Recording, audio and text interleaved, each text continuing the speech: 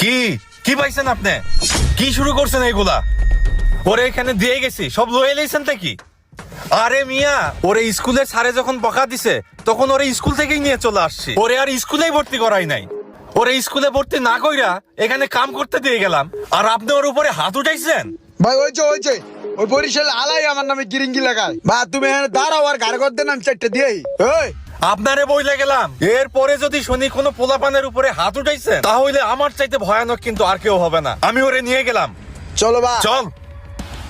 অগর পরে দেখালো মনে বুঝছো। ওস্তাদ ওইটা কি করলো? থাক কিছু না, যা তুই কাম কর।